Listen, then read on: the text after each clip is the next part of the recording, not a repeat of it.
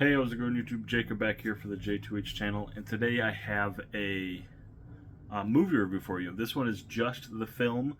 It is the third part of the trilogy, but due to some sound technical issues, unfortunately I don't have the 4K Steelbook or even the Blu-ray to show you. But I do have the two others, so I was glad I got to check out and finish this trilogy. But reviewing Justice League Crisis on Infinite Earths Part 3.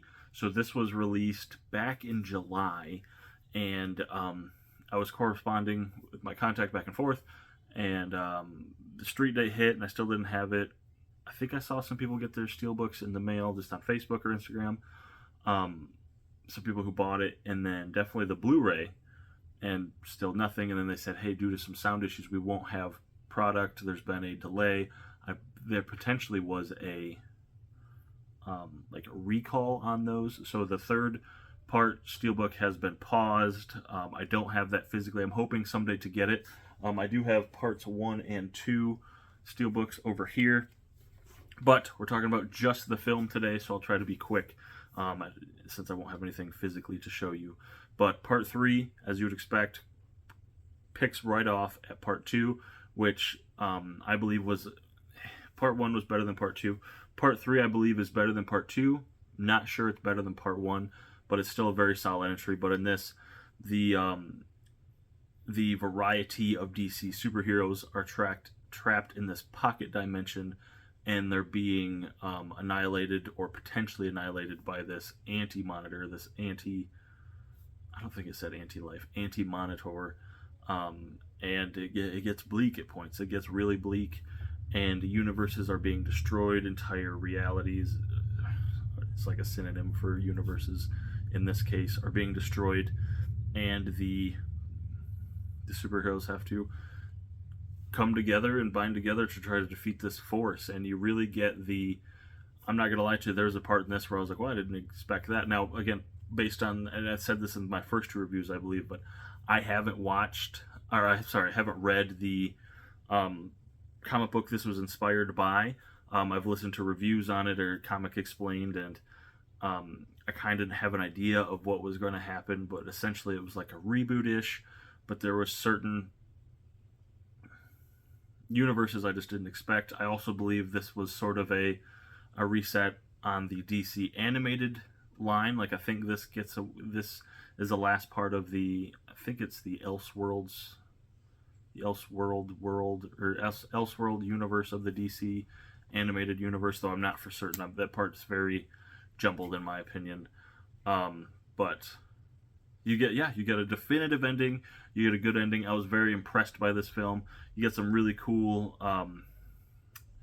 characters and appearances and fights, skirmishes between characters. This is notably the last voice recording of Kevin Conroy, as the last thing he ever filmed. I'm sorry, recorded as Batman. This was done prior to his death. It actually took place in 2022. I thought it was 23 for whatever reason. So yeah, this is his last. It may be the last thing that will ever be released post his death. But it's definitely the last time he's ever played Batman, and that's been leaked and announced and everything. So that was really cool to see.